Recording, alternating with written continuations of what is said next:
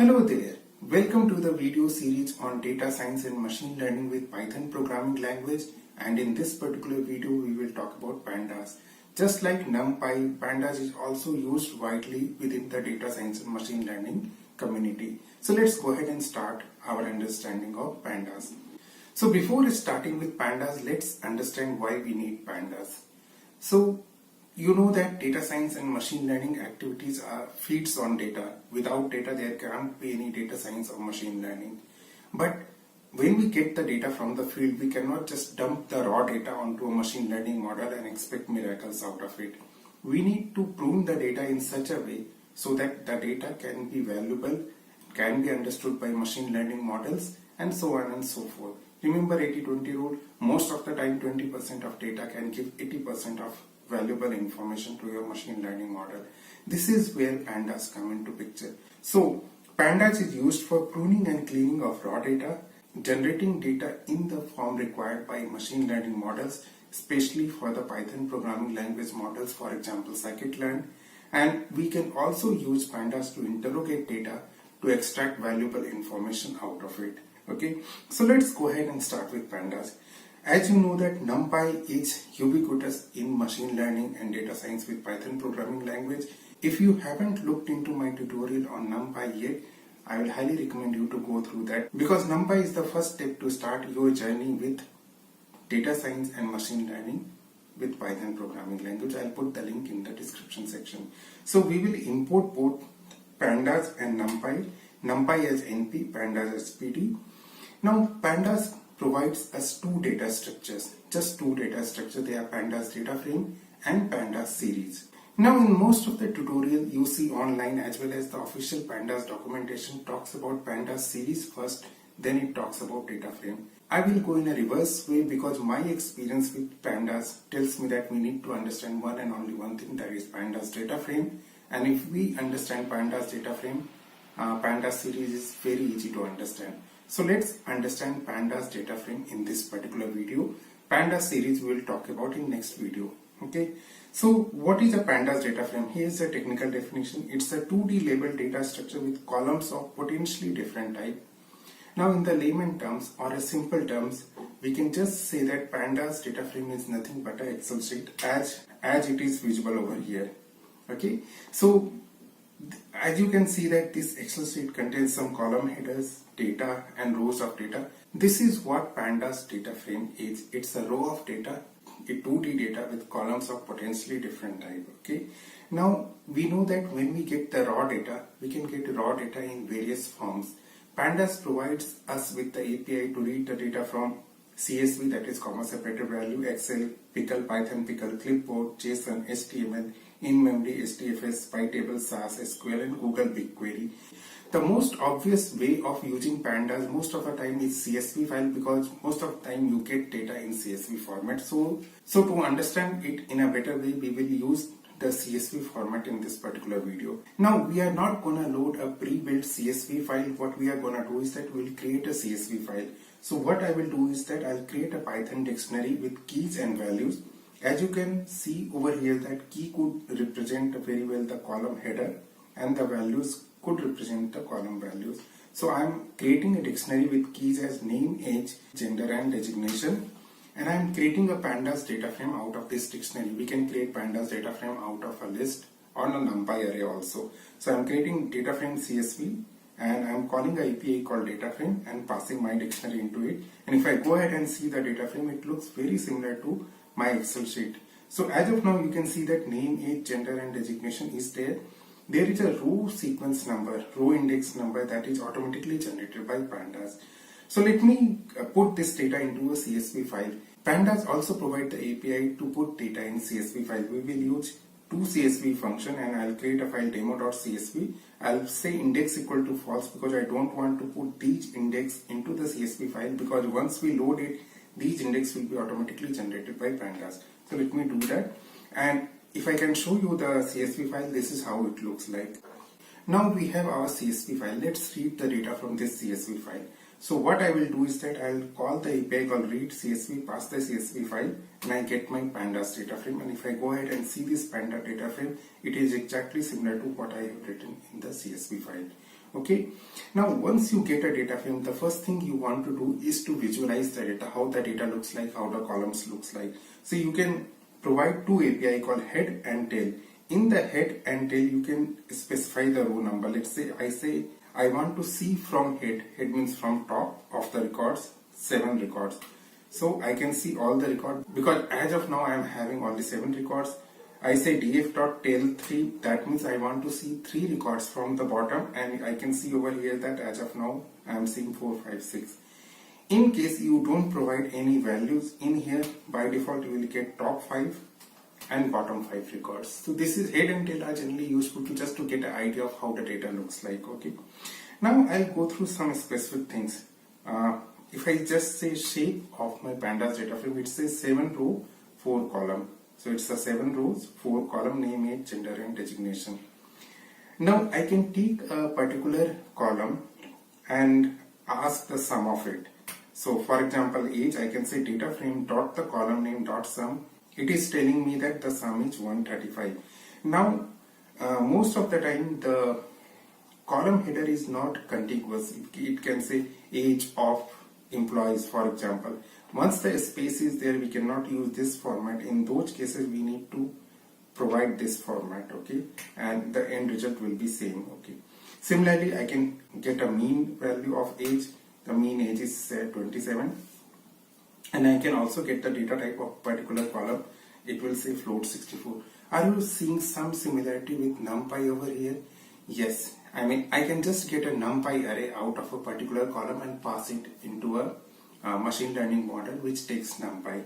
Okay, just like this, I get a data from particular column, and this is my data type, shape and dimension. Okay, now I have talked about that pandas data frame is used for extracting or pruning the data. How do we prune the data? Let's talk about it. Now there is a API called age null. If you call this API, wherever the value is null or not a number or nothing, in that case it will say true. So this is not anything, this is not anything, this is not anything, and if we go ahead and see the data frame, you can see that their NaN is displayed over here. Okay, that's why it says there are some places where the data is not available, but this is a bit crude way. If it just displays the table, it is very difficult to understand. I can just say is null and call the sum function on top of that. Here it shows me that in name there is 1 null, in age there is 2 null, in gender there is no null, in designation there is 1 null. So this is a very good way to get an idea that how many null value you have in your data, so that you can take some appropriate actions. Now once you get a data frame, most likely in all probability it will have thousands if not hundreds of thousands of rows. Okay, so you need to extract some specific row. To extract the specific row, we use two APIs called iloc and loc. So iloc is used for selecting data via row numbers, and loc is used for selecting data by level or condition. Okay, so if I say data frame iloc2, it says that just give me second row. The second row is name, age, gender and designation. You can see that in second row is name, age, gender and designation is not there. Okay, this is the way I can extract a single row. Now if you remember my video on NumPy where I talked about slicing NumPy arrays, the similar slicing can be done with pandas data frames. If I say data frame.iloc 0 to 4, this is inclusive, this is exclusive, which means that I need to get the row number 0, 1, 2 and 3, and I get that row number 0, 1, 2 and 3. And if I want to select something from the second dimension, that is from the column, I'll create a comma separated range. So 0 to 4 will be same that I need 0, 1, 2 and 3 row, but I need only 0 and 1 column, which is name and age. And I can just see 2 column now for these 4 records. Okay, now let's talk about LOC. Here I can give a condition stating that I want age should be greater than 30. I'll get all the records where age is greater than 30, or I can give a condition where age is null. Okay, I'll get those records where age is null. Now let's go back and reprint the data frame. What I want to do is that sometimes when you get a data with lots of null, we need to fill the null values with some logical value so that it doesn't become an outlier. So in this particular case, I want to fill the age which is not available with the mean age.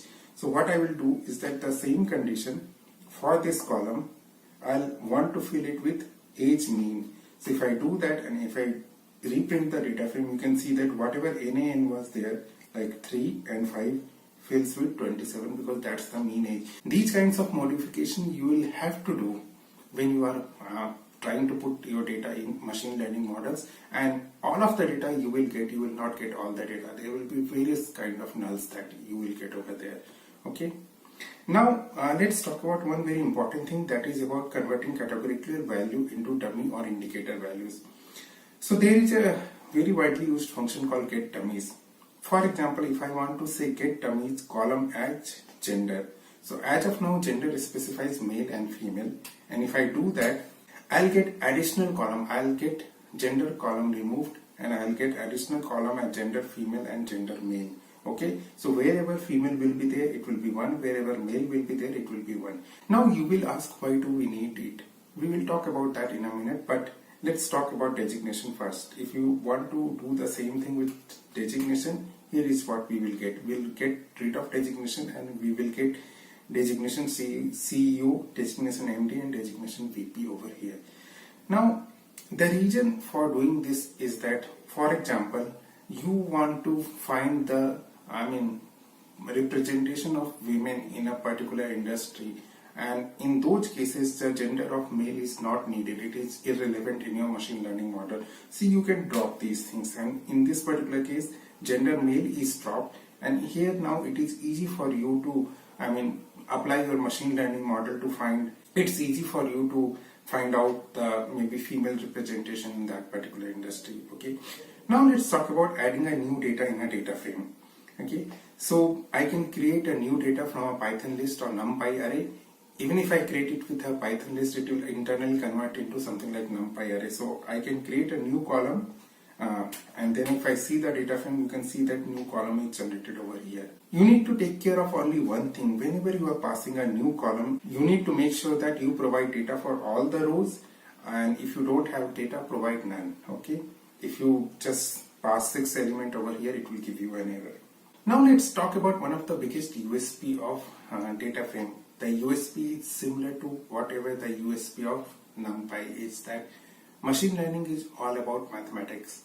So in NumPy, as we have seen that how it is easy to perform mathematical operations. So let's talk about data frame.